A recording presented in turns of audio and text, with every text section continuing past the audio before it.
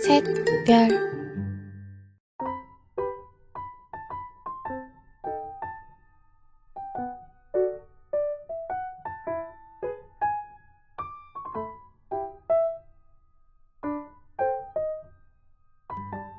Pada kesempatan kali ini, kita akan membahas tentang hukum apakah wanita hamil dan menyusui wajib membayar fidyah apabila tidak berpuasa di bulan Ramadan, bersama saya Hilda Nurul Hidayati.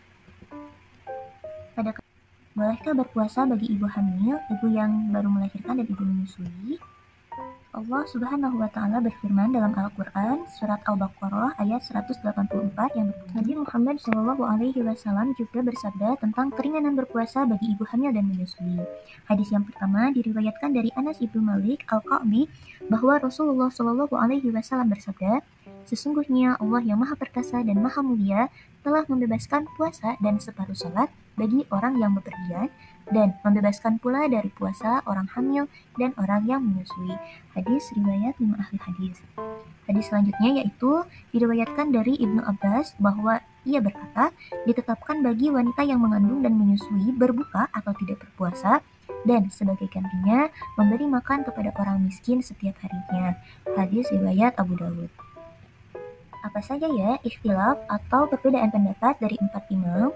Yang pertama dari Imam Syafi'i yaitu yang pertama, dengan kategori apabila ibu atau sang ibu ada kekhawatiran terhadap bayi atau janin yang dikandung, maka puasanya harus diganti atau diqodho tanpa membayar fidyah. Yang selanjutnya, apabila ibu khawatir akan kondisinya tidak memungkinkan untuk berpuasa, maka cukup membayar fidyah saja.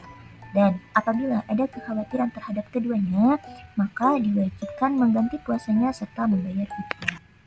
Apa saja? Yang kedua dari Imam Hanafi, apabila ibu hamil dan menyusui yang khawatir akan bahaya jika berpuasa, boleh tidak berpuasa. Kewajiban mereka adalah mengqodho puasanya saja tanpa membayar fidyah. Keringanan ini berlaku jika ibu hamil atau ibu menyusui khawatir akan bahaya pada dirinya, pada anaknya, atau pada keduanya. Keringanan ini berlaku karena kesulitan yang menimpa ibu hamil atau menyusui, seperti halnya orang sakit dan musyafir. Qodho puasa tidak harus dilakukan secara berturut-turut. Yang ketiga dari Imam Hambali, menurut beliau, perempuan hamil dan perempuan yang menyusui, jika mereka merasa khawatir akan diri sendiri, boleh berbuka dan diwajibkan bagi keduanya untuk mengqodho puasa. Jika keduanya khawatir akan terganggunya tumbuh kembang buah hatinya, maka boleh berbuka puasa dan wajib mengqodho serta membayar kafarat untuk setiap 1 hari 1 mud. Menurut Imam Maliki, bagi perempuan hamil boleh berbuka dan tidak wajib membayar fidyah.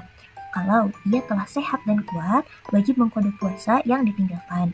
Sedangkan untuk perempuan menyusui, boleh berbuka dan wajib mengganti serta membayar fidyah untuk puasa yang ditinggalkan. Adapun ikhtilaf menurut para ulama, yang pertama menurut ulama Al-Qardawi, yaitu perempuan hamil dan perempuan menyusui yang tidak memungkinkan lagi untuk mengqodho karena melahirkan dan menyusui secara berturut-turut sampai beberapa tahun, boleh hanya membayar fidyah saja tanpa harus mengqodho dikarenakan tidak adanya kesempatan untuk mengqodhonya. Menurut Syekh Salim bin Sumay Al-Hadrami, dijelaskan dalam kitab Safinatun Najah bahwa ada beberapa kategori dalam menentukan mengganti hutang puasa untuk ibu hamil dan menyusui.